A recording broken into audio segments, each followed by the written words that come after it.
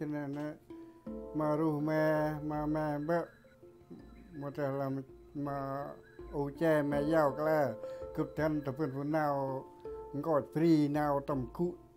tầm rong ở nụ sai hay nào đây chiên tầm về ô che hay cái là rồi mà tăng cho lên tập phần nào đây chiên mà nào ô che hay cái là nào tầm cụ tầm rong là phần kia tăng cả đó ta mà ở cụ ở nụ sai mua là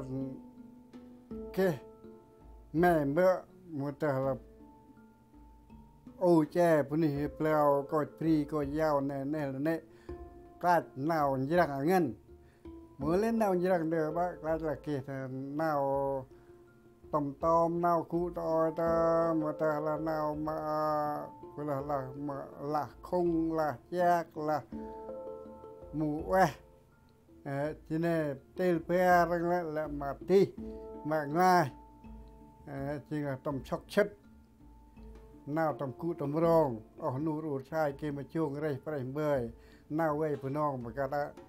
ริเพลนในกระแอนในพังต้องตั้งมาตะกอนโกนก่อนว่าตั้งต้องตีกู้ก่อนว่าเมื่อเราโกนว่าผลิตพลาดโยโกนว่าตั้งกรอยมาหน่อยเท่ตั้งริมาโกนว่าจะเล่นตั้งกรอยหน่อยเท่แล้วต้องหมู่กันก่อนโกนแล้วจริงเลยพี่มาแม่แพะจำในอายุจีเนี่ยโลกเกอดังจริงอ้อมาจริงก่อนพวกเราหรือจริงเกดังก่อนอายุเพิ่งเนี่ยหรือจริงlàปลูกเน่าเกก่อนอ้อเนี่ยจริงปลูกอ้อหรือจริง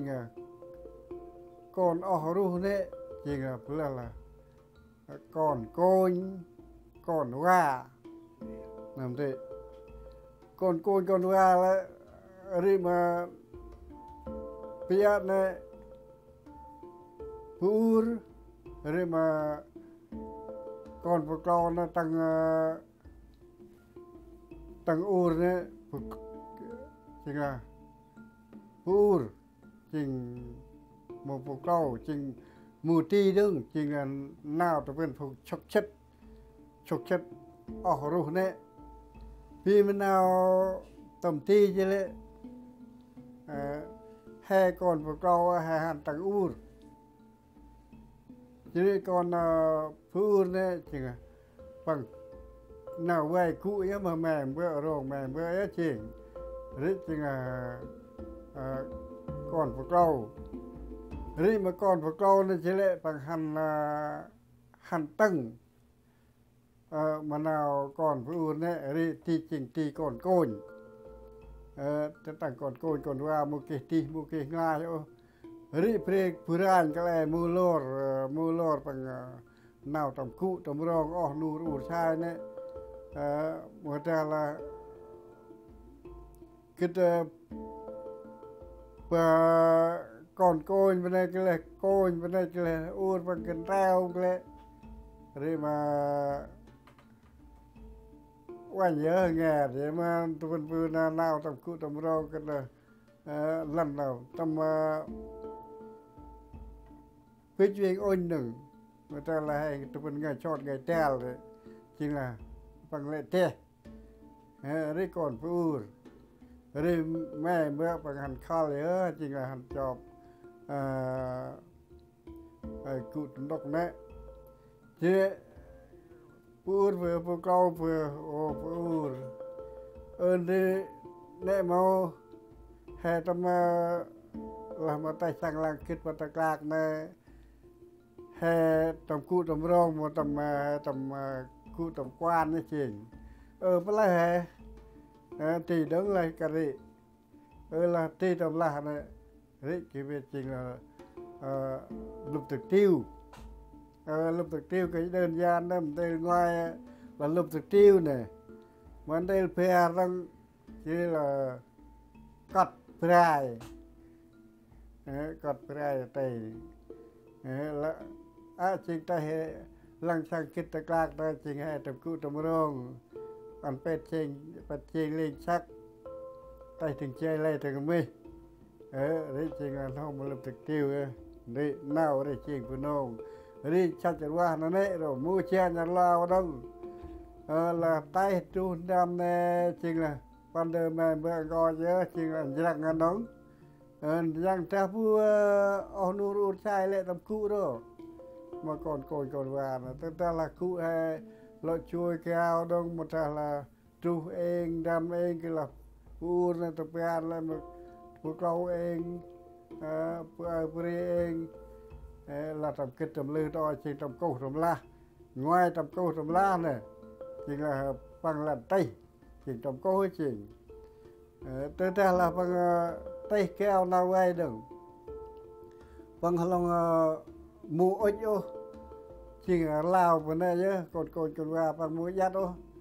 chỉ là bằng lòng là phun lòng cụ trai eng chỉ tập câu tập la chỉ là một thế giặt là chỉ mà phần nông cái này này chỉ là tắt tầm xe nơi cái này đơn này vấn đề tắt tầm xe này to ta bằng vạ sạch giác vấn đề lòng phụ cho ôi rồi huynh lòng mà vừa là bắt lòng rồi đêm cặp chính lúc thực tiêu nên rồi đó cặp vì ta là ai họ tập khu tập rong là tập khu tập rong là bài trai tài trai đó nhá đấy phụ rong cái này chính tắt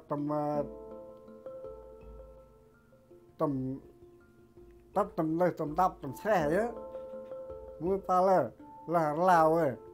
là nghe tâm chạm trôi tầm que này vô lần tay mà kể trôi hả phân bư trùm tiền chỉ tăng nào quay á tùm là kèo bắt rồi này chỉ là tầm 10 mát này chỉ cụ còn anh trai eng chỉ là tầm chán trôi cái đợt một là tùm nào vậy bự cổ là rít nào đây chiên cái này pin nào đây chiên bự bao chỉ là chẳng bằng eng nhé tăng rượu tăngคืนchính là bằng mông cạm hôm qua món nào vừa là con hoa là phạt lên và coi chính nào oan này bằng ốc kia nào mệt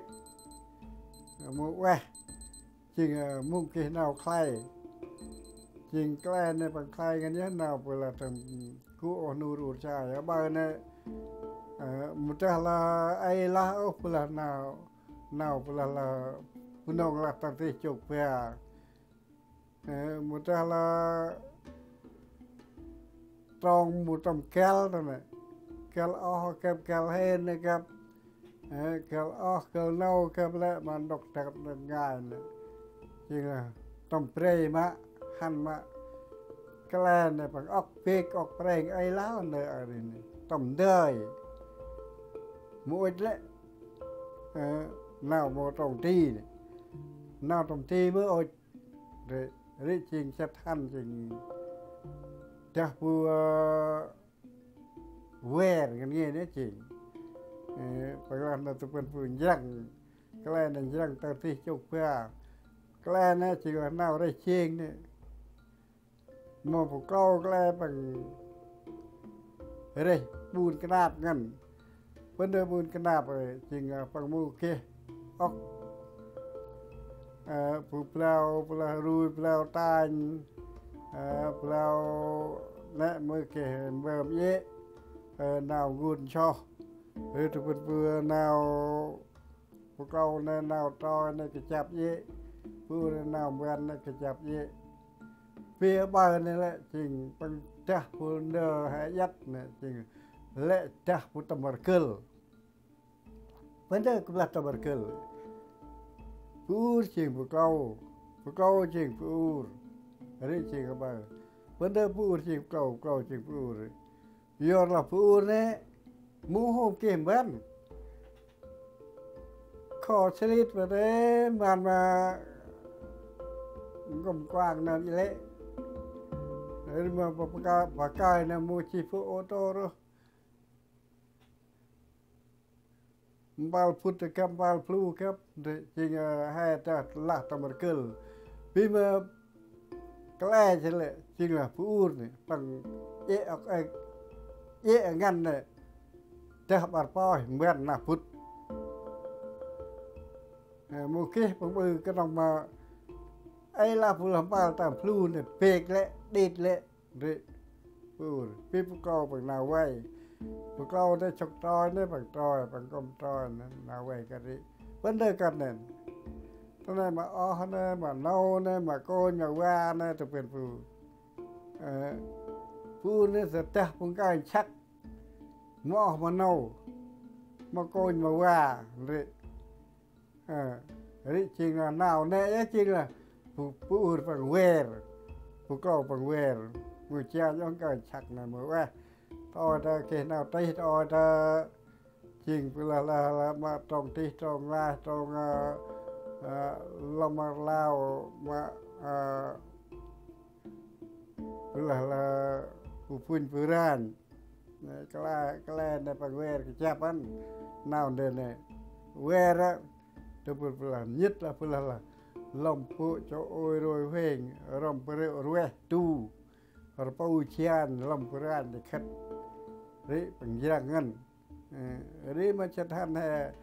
บ้านเนี่ยแต่ละให้เกี่ยนาวมึนเกี่ยนาวปราบชักเนี่ยนาวนั่นเนี่ยมูเกี่ยใจดงให้คู่มาพรำให้ปังมูอ้อยดงนาวเนี่ยให้คู่มันเอาพรำดูปังมูอ้อยให้คู่นาวปะหัวกับมูอ้อยดงจริงมันหลังว่าเดินเนี่ยจริงละเวลาเนี่ยจริงชัดหันเลยให้บื้อกันเนี่ยlàผู้อื่นเนี่ยแต่เป็นผู้บื้อจักผู้ต้อยจักผู้เก่าจริงละผู้อื่นผู้กับเนี่ยผู้อื่นแกล้